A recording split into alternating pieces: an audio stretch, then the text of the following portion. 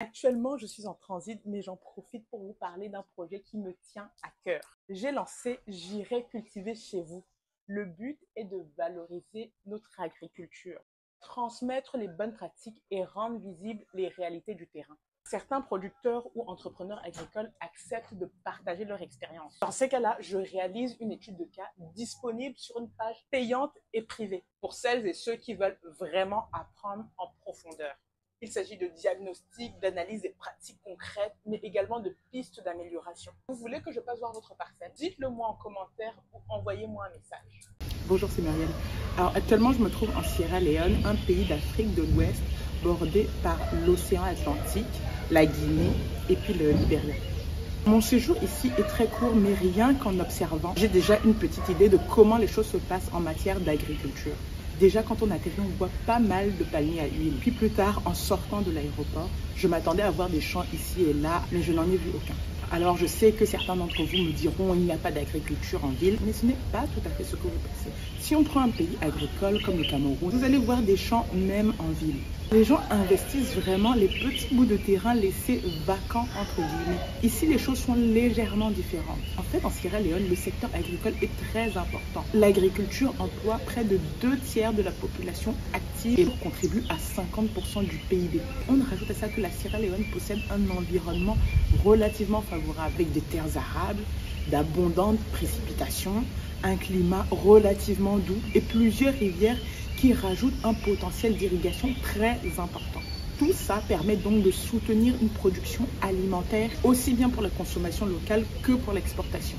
Pourtant, selon un rapport du Programme alimentaire mondial, 80% des aliments consommés en Sierra Leone sont importés. 80%. 80%.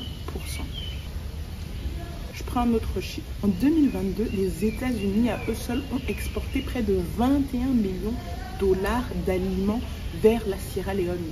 Ce n'est pas rien. Alors que sur plus de 5 millions d'hectares de terres arables, 75% de cette surface n'est pas cultivée. Et pourtant, ces terres sont adaptées au riz, au manioc, noix de cajou, EVA, sorgho, gingembre, légumes, canne à sucre, cacao, café, pour ne citer que ceci. Je vous emmène avec moi dans un marché de Freetown. Ce qui est intéressant dans les marchés, c'est que ça donne toujours un petit peu le pouls de comment la vie économique se déroule au sein du pays. C'est là où vous savez si les produits sont relativement chers, c'est là où vous savez si c'est importé, si c'est pas la saison, si c'est la saison, bref. Je prends le cas de ces oignons roses qui coûtent 5 $ le tas. Effectivement, ils sont bien gros, ils sont énormes, mais ce que j'apprends, c'est que ce sont des oignons importés.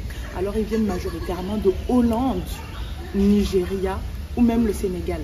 Pourtant, comme je vous disais, les terres sont fertiles et il y a possibilité de produire en Sierra Leone.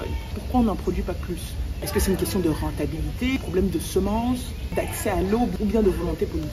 Personnellement, je n'ai pas du tout la réponse à la question parce que je ne reste pas assez longtemps dans le pays pour vous dire. Mais une chose est certaine, c'est que le président Julius Maada Bio a décidé de faire du secteur agricole un secteur de croissance. Il a lancé une initiative lors de son deuxième mandat qui s'appelle Feed Salon.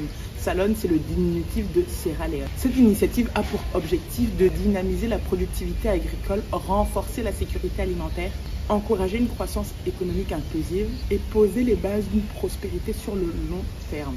Quels sont donc les principaux aliments consommés? On commence par le riz, majoritairement importé. C'est pour ça que le gouvernement cherche des investisseurs pour augmenter la production et réduire les importations, qui épuisent bien évidemment les réserves en devises étrangères. Notre aliment de base, c'est le manioc qui évidemment pousse très bien ici. D'ailleurs, ils mangent ici localement les feuilles de manioc que dans certaines contrées on appelle le saka ou bien le saka. C'est délicieux avec de l'huile rouge, enfin bref, personnellement j'adore. L'arachide est aussi très cultivé, surtout dans les zones du nord. L'igname et le plantain font également partie des cultures très consommées par les Sierra Leone. J'ai marché avec ma connaissance, 3 doigts de plantain à 2 $. Pour le coup, j'avais vraiment l'impression d'être en Occident. Je fais la réflexion à ma connaissance, je dis mais c'est cher, non? Elle me dit oui, c'est extrêmement cher et ça viendrait du fait que on ne produit pas beaucoup de plantain. Du moins, les familles produisent du plantain dans leur jardin, etc. Mais pas en quantité suffisante. Ce qui n'est pas notre cas au Cameroun. Le plantain, en veux-tu en voilà, vous en avez dans tous les marchés. ça ne coûte vraiment pas très cher. Donc tout ça pour dire qu'il y a malgré tout une diversité d'aliments consommés, mais le pays reste quand même dépendant de l'approvisionnement extérieur. Et une autre chose aussi que j'ai compris ici, mais qui concerne bon nombre de pays en Afrique notamment, et ça concerne généralement la chaîne de valeur agricole, cultiver, transformer, stocker et vendre. En Sierra Leone, et comme je vous le disais dans de nombreux autres pays, cette chaîne de valeur est brisée à de nombreux endroits. Si on commence par les intrants, avoir des semences de qualité, des produits phyto, des engrais, ça reste parfois compliqué d'accès. Ici, j'ai d'autant plus remarqué, au Cameroun, on commence déjà un petit peu à s'améliorer, mais il y a très peu de transformation locale.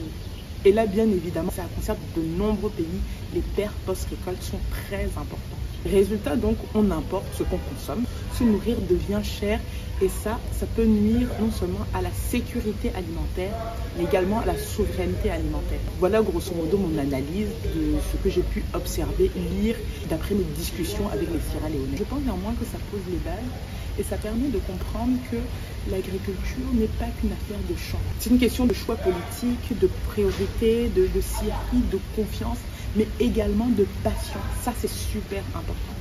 Comment je vais appeler?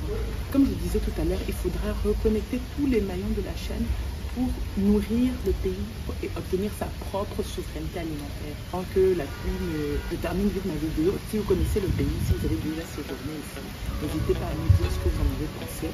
Peut-être qu'il y a des points à nuancer, peut-être qu'il y a des points sur lesquels il faut porter l'accent. Bref, je vous attends en commentaire. Merci pour votre écoute. Prenez soin de vous.